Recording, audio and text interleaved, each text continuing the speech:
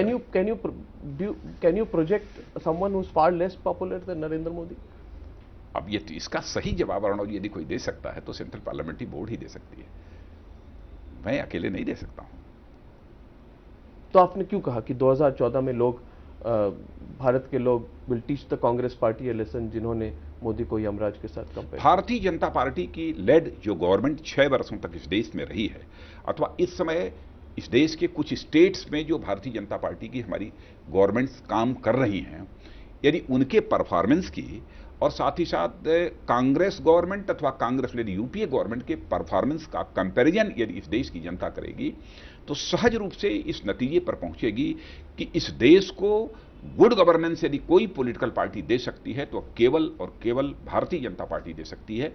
इसलिए मैंने कहा कि भारतीय जनता पार्टी को इस बार तो आपको नहीं लगता नरेंद्र मोदी हर जगह पे अपने आप को गुड गवर्नेंस की बात करते हैं? गुजरात के बारे में आपने खुद कहा, तो उनको प्रोजेक्ट करके गुड गवर्नेंस का भी प्रोजेक्शन हुआ, व्यक्ति का भी प्रोजेक्शन। हम यहां तक गुजरात के गुड गवर्नेंस की बात करते हैं, वहीं पर मध्य प्रदेश के शिवराज सिंह चौहान की भी गुड गवर्नेंस की बात करते हैं, डॉक्टर रमन सिंह हमारे छत्तीसगढ़ के हैं, उनके भी गुड गवर्नेंस की बात करते हैं, हमारे मनोहर पर्रिकर गोवा के, उनके गुड गवर्नेंस की बात करते हैं, हम अपने जगदीश शेट्टर ने जो भी थोड़े समय काम किया उनके गुड गवर्नेंस की बात करते हैं।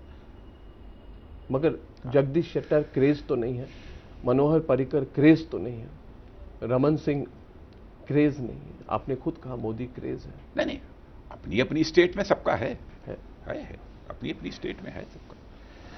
3 इंडेक्स हो सकते हैं, पॉपुलैरिटी, सीनियरिटी और राजनाथ जी एक्सेप्टेबिलिटी। अब राणो जी इंडेक्स क्या होगा, क्या पैरामीटर्स होंगे प्राइम मिनिस्टर कैंडिडेट के संबंध में डिसीजन करने के लिए?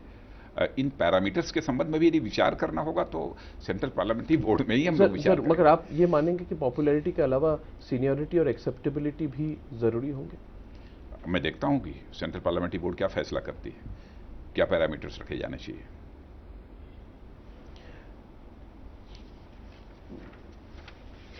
नीतीश कुमार जी कहते हैं कि सेक्युलर प्रधानमंत्री के कैंडिडेट होने चाहिए, तो इस सीधे सवाल का जवाब तो दीजिए राजनाथ जी। पूरा मैं दूंगा, बहुत सीधा सवाल भी है, इसलिए सीधा जवाब देने में भी मुझे कोई आपत्ति नहीं है, इसलिए कि उन्होंने सच क्योंकि लोग आज ये जो इंटरव्यू है इसमें राजनाथ जी आपसे सुनना चाहते हैं आपके पोजीशन के बारे में, ये सब जो मुद्दे हैं जो देश में बातचीत चल रही है।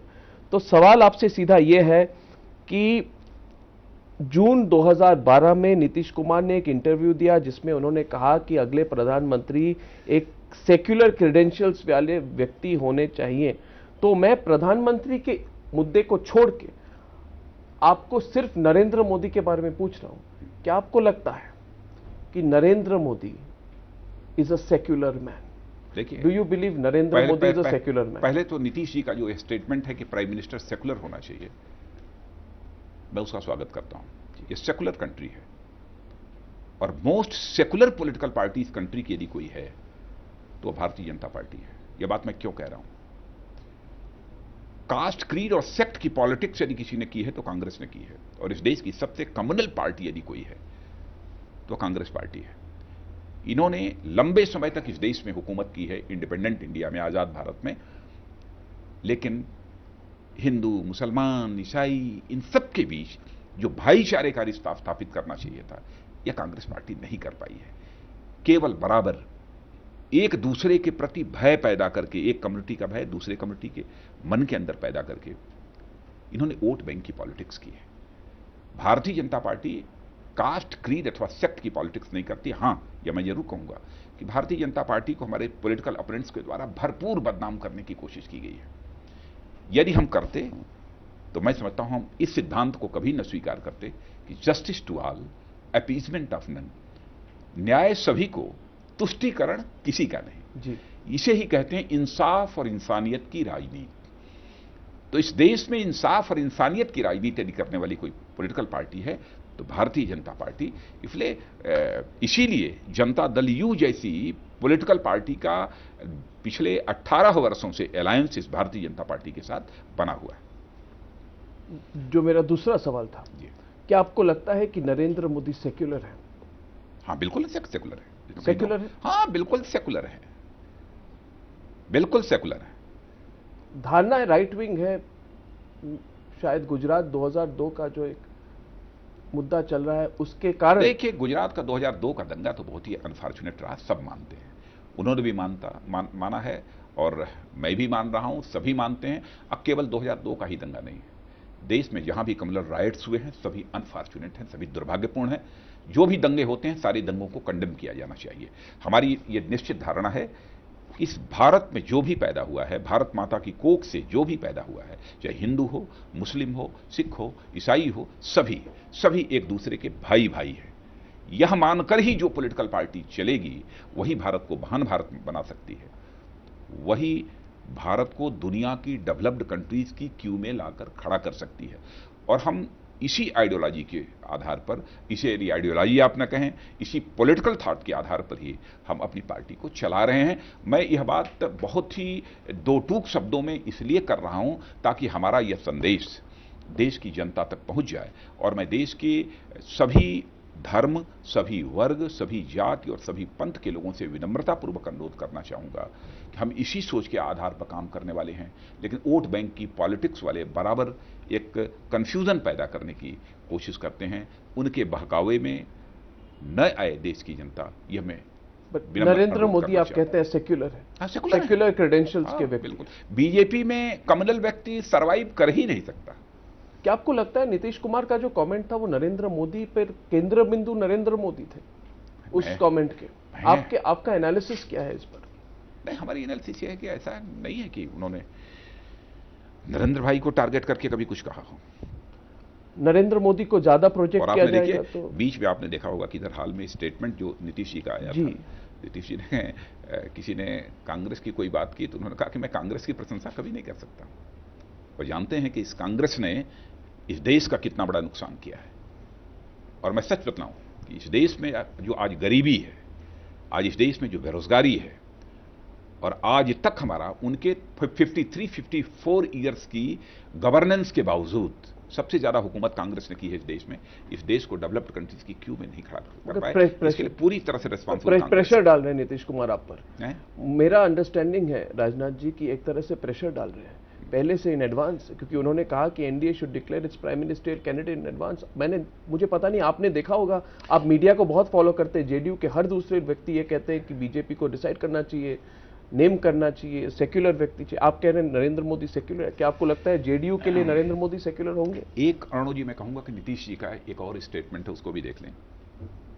किसी भी अलायंस में जो सिंगल लार्जेस्ट पार्टी होती है उसी का प्रधानमंत्री बनता है, यह भी नीतीश जी का ही स्टेटमेंट है। और आज भी किसी न्यूज़पेपर में मैंने पढ़ा है कि ये बीजेपी को डिसाइड करना है।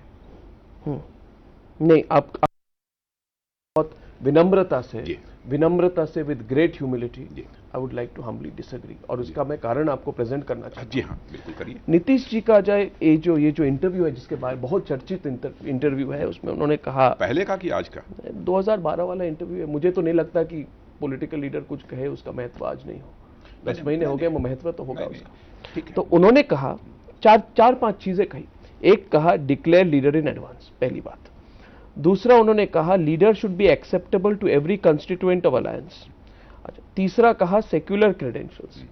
चौथा जो लोगों ने कहा लगा उनको कि ये एकदम डायरेक्ट अटैक है मोदी पर, उन्होंने कहा कि should not have rough edges to his personality, absolute faith in democratic values, और बोला an alliance can win the confidence of the people only if the leader is seen as accommodating. और जब उनको पूछा गया कि आप फोर्स करेंगे इस इशू को इलेक्शन के पहले, तो उन्होंने कहा मैं कह चुका हूं कि एनडीए को well in advance before the elections decide करना पड़ेगा। तो ये तो उन्होंने कहा है। मैं समझता हूं कि क्या क्या पैरामीटर्स होने चाहिए, इसकी उन्होंने केवल चर्चा की है। तो इसमें फिर नरेंद्र मोदी अथवा अन्य कोई नेता कहां से आ जाता है? आ जाते हैं नहीं। इसमें कारण ये है, और इसमें मैं समझता हूं कि यदि आप जानना ही चाहते हैं तो सीधे नीतीश जी से सवाल पूछ सकते हैं आप। नीतीश जी से जरूर, नीतीश जी मैं जानता हूं जरूर, मगर ये फीलिंग है राजनाथ जी की, क्योंकि ये प्रेशर आ रहा है, शायद भारतीय जनता पार्टी ये जो मुद्दा है प्रधानमंत्री वाला मुद्दा, ये इलेक्शन के बाद ही तय करेगी। मैं कुछ नहीं कह सकता। मैंने पहले भी कहा कि सेंट्रल पार्लियामेंट्री बोर्ड को डिसीजन करना है, कौन प्रोजेक्ट होगा नहीं होगा, होगा तो कब होगा, यह सब सारा फैसला जो भी करने का अधिकार प्राप्त है तो केवल सेंट्रल पार्लियामेंट्री बोर्ड को ही प्राप्त है। इसीलिए मैं कुछ कह नहीं पा रहा हूं। नहीं तो मैं जानता हूं आप जितना परिश्रम कर रहे हैं पूछने के लिए मैं उसको जाया ना होने देता। नहीं, क्योंकि मैं जानता हूं कि आप हमारे एक माने जाने इस देश के इस समय हमारे इलेक्ट्रॉनिक चैनल्स की एक हस्ती हैं अरुण जी, मैं आपको इतना परेशान ना करता। राजनाथ जी, आपने मुझे सीधा सवाल नहीं दिया है इस पर, मगर आपने एक महत्वपूर्ण चीज कहा है कि आपको लगता है नरेंद्र मोदी सेक्युलर है। मगर नरेंद्र मोदी ही सेक्युलर, भारतीय जनता पार्टी भी सेक्युलर है और भारतीय जनता पार्टी में कम्युनल व्यक्ति को कोई जगह नहीं। बुरा ना माने, मैं तो सिर्फ सीधा सवाल करता हूं। राजनाथ जी, आपको कई सालों से मैंने फॉलो किया है एज ए रिपोर्टर। आप मुख्यमंत्री थे, लखनऊ में जाके आपका इंटरव्यू किया है। आप हमेशा एक बात कहते हैं, जो भी मुझे रिस्पॉन्सिबिलिटी दी जाएगी पार्टी से मैं उसको रखूंगा। तो ये थियरी है राजनाथ जी आजकल कि राजनाथ सिंह ही फाइनली इमर्ज करेंगे as the compromise candidate because he will be more acceptable to the allies. दो चीजें, he is the leader of the single largest party and he will be more acceptable. नहीं, मैं तो इसकी कल्पना भी नहीं कर सकता। मैं तो पार्टी टू द एलाइज, मेरे लिए बेहद खुशी का क्षण वह होगा जिस दिन मेरे प्रेसिडेंट रहते हुए भारतीय जनता पार्टी सत्ता में आ जाएगी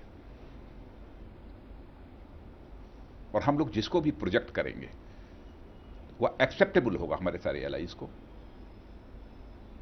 अरुण जी, पूरी तरह से इस संबंध में आप आश्वस्त रहिए, आपको विश्वास दिलाता हूं। फिर आप अपने आप को लेकिन अंडरमाइन मैं तो प्रेसिडेंट हूं, इसलिए हमारे प्राइम मिनिस्टर बनने का तो सवाल ही नहीं खड़ा होता। कई भारतीय जनता पार्टी के प्रेसिडेंट रहे हैं जो प्रोजेक्ट किए जा चुके हैं। नहीं, इस समय प्रेसिडेंट रहते हुए हमारे यहां कोई नहीं प्रोजेक्ट हुआ रहते हुए, मगर आप अपने एम्बिशन को अंडरमाइन क्यों? Are you not ambitious? नहीं, एम्बिशन क्या होती है? हमने तो जो अपनी राजनीतिक यात्रा प्रारंभ की है उस समय तो कल्पना भी हम नहीं कर सकते थे कि जनसंघ अथवा भारतीय जनता पार्टी कभी सत्ता में आएगी, हमारी सरकार बनेगी।